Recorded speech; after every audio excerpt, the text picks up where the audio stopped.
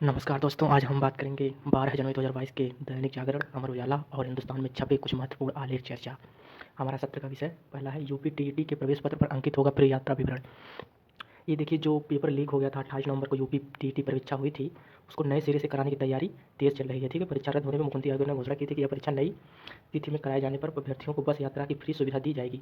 देखिए, बहुत ही बड़ी ये छात्रों के हित की पहल में है सरकार की, ये बहुत ही बड़ी प्रशंसनीय बात है। हालांकि इसको किसी भी परीक्षा के लिए किसी भी विद्यार्थी को कहीं भी जाना हो फ्री कर देना चाहिए, इससे विद्यार्थियों को बहुत ही लाभ होगा। तो सरकार ने हाल ही में जो परीक्षा आयोजित होने वाली है 23 जनवरी को, उसके जो है छात्रों को ये बहुत ही बड़ी जो है एक तरह से उपलब्धि दी है। उपलब्धि बोल लीजिए या फिर बहुत ही बड़ी इसको सौगात बोल सकते हैं कि छात्रों को जो पुनः परीक्षा आयोजित होने वाली है यूपी टीईटी की, तो वहाँ पर जो है फ्री यात्रा की सुविधा सरकार का ऐलान है। ठीक है, अब जितने भी छात्र हैं वो फ्री में अपना यात्रा कर सकते हैं। तो 23 तारीख को परीक्षा यूपी टीईटी का होने वाले, यहाँ पे ये विवरण दिया गया है। देखिए यहाँ स्पष्ट रूप से यहाँ ऊपर लिखा गया है। ठीक आगे चलते हैं। जैसे होने खड़े के सवाल, 17 जनवरी से होनी है सीबीसी पैटर्न पर आधारित परीक्षा। सेमेस्टर परीक्षा के टाइम टेबल पर उठाया सवाल, प्राचार्यों के साथ बैठक करने का किया फैसला। आज फीस जमा करने से चूके तो देना होगा विलम्ब शुल्क। ये डीडीयू का है, वहाँ से निकला है। हाई स्कूल इंटर में मानक 10 किलोमीटर का केंद्र बनाए, 15 से 20 किलोमीटर दूरी। जनपद के 30 से अधिक विद्यालयों ने जताई परीक्षा केंद्रों की सूची पर आपत्ति। जो हाई स्कूल इंटर का जो एग्जाम होने वाला है, तो उससे संबंध में जो परीक्षा सेंटर का निर्धारण उन्होंने 30 किलोमीटर रेंज कर दिया है। इससे कई विद्यालयों ने आपत्ति जताई है। ठीक है, आपत्ति के लिए 15 जनवरी तक का मौका, ऐसे में और संस्था बढ़नी है। तब ग्रामीण क्षेत्र में कई विद्यालयों का केंद्र नगर में बना दिया गया है। ठीक है, यहाँ पर कुछ डाटा दिया गया है। देखिए, यहाँ पर डाटा दिया गया है कि 124 केंद्र बनाए जाएंगे, जिनमें से करीब 30 से अधिक विद्यालय शामिल होंगे। 13 जनवरी को शाम 5 बजे तक दर्ज कराई जाएगी। हाई स्कूल इंटर की परीक्षाएँ विधानसभा चुनाव के बाद होना संभव है। इसमें देखिए 96,000 विद्यार्थी और इतना कॉलेज होंगे। ठीक है, तो आगे चलते हमारा अगला आलेख है। मुख्यमंत्री की शिकायत के बाद जागा आवास विकास प्रशासन। आवास विकास के 1350 कर्मचारियों को नई पेंशन। गेटमैन के 323 पदों पर पूर्व सैनिक रखेगा रेलवे। जेई ने नौकरी के नाम पर ऐंठे 2 लाख रुपए। देखिए, ये कुछ धोखाधड़ी का मामला है। 10 केंद्रों पर 28 जनवरी को होगी बैंक व श्रेणी सुधार की परीक्षा।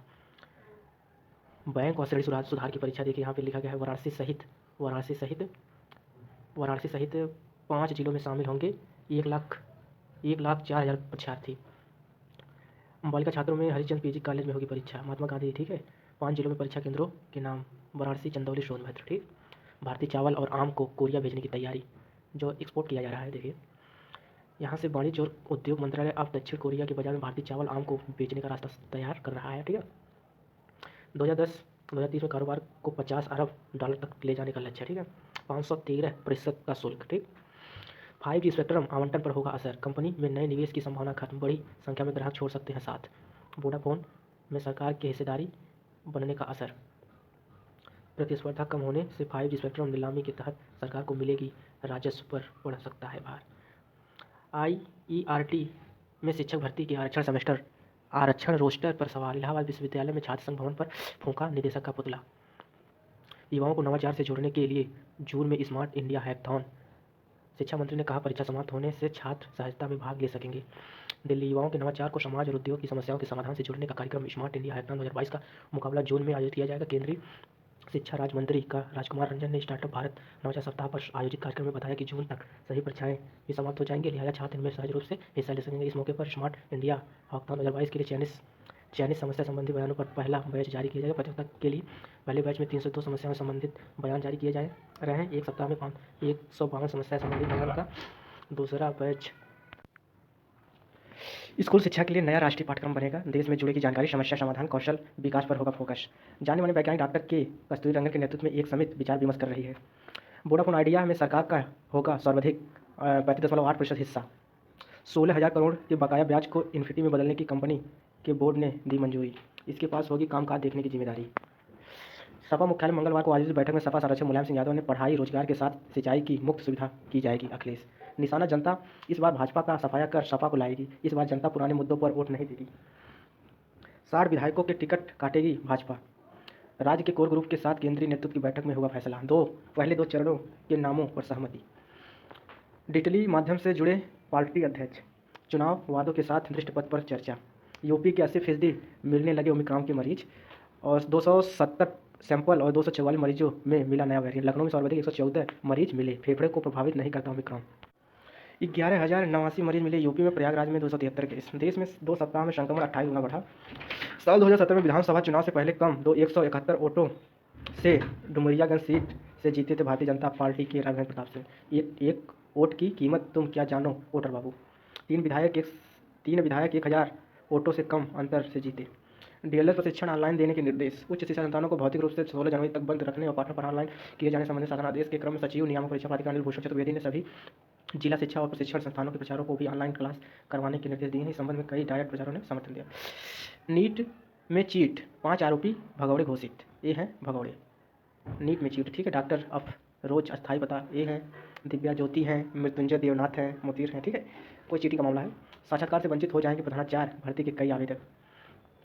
पीजी यूजी में दाखिला प्रक्रिया रुकी। एलएलबी में आज तक का कटऑफ। प्रयागराज ईश्वर शरण डिग्री कॉलेज के प्रचार आनंद शंकर सिंह की ओर से जारी सूचना के अनुसार बीएलबी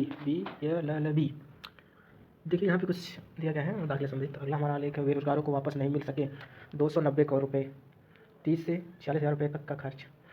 अधिसूचना से ठीक पहले जारी चौथी सूचना में संतुष्ट नहीं आरक्षित वर्ग। अभ्यर्थियों ने हाई कोर्ट में दाखिल किया याचिका। शिक्षक भर्ती 69,000 भर्ती में 6,800 की चौथी सूची पर रोक लगने का अनुरोध। अभ्यर्थियों का दावा, आरक्षित वर्ग की ये 19,000 से अधिक सीटों पर घोटाला। हाई कोर्ट की सुरक्षा में लगे 8 पुलिसकर्मी निलंबित। कोर्ट के 3 जनवरी में वकीलों के अंदर आने जाने पर लगाई थी रोक, फिर हुई चूक। सुरक्षाकर्मियों की लापरवाही से चीफ जस्टिस की कोर्ट तक पहुंचा एक वकील, हुआ था जो हल्ला। हाई कोर्ट की सुरक्षा में तैनात 8 पुलिसकर्मियों की लापरवाही बरतने पर मंगलवार को निलंबित किए गए। अगला है पेटकर ऑनलाइन कराने की घोषणा। इंटीग्रल विश्वविद्यालय में भी टाली परीक्षाएं। एकेटीयू में कई छात्र कोरोना संक्रमित, परिसर खाली कराया। येलू छात्रों ने परीक्षाओं का ऑनलाइन विरोध किया। हॉस्टल और स्पोर्ट्स कॉलेजों के बच्चे खाएंगे काजू बादाम और अखरोट। भोजन की थाली में क्या क्या होगा। 4,500 कैलोरी की खाद्य उपलब्ध। वर्क फ्रॉम होम के आदेश पर पुनर्विचार हो, CAIT ने मांग रखी। मरीज पंजीकरण कराकर भाग ले सकेंगे। दिन भर में कुल 8 कक्षाएं होंगी। पुस्तकवास के लिए आज से ऑनलाइन योग की कक्षा लगेगी। केजरीवाल सरकार अब इस ओमिक्रॉन के नए वेरिएंट के दौर में उन्होंने ऑनलाइन योग की कक्षा की पहल की है। तो योग हमारे जीवन में बहुत ही एक क्रांति का माहौल बना देता है, जिससे हमारे शरीर की विभिन्न प्रकार की इंद्रियां जो है जागृत हो जाती हैं, जिससे प्रतिरोधक क्षमता हमारे शरीर का बढ़ जाता है। हमारा अगला लेख। धन्यवाद दोस्तों, ये हमारा था आज का अंतिम आलेख। इसी प्रकार के आलेख को देखने के लिए हमारे चैनल पर बने रहें और लाइक सब्सक्राइब जरूर कीजिए। धन्यवाद।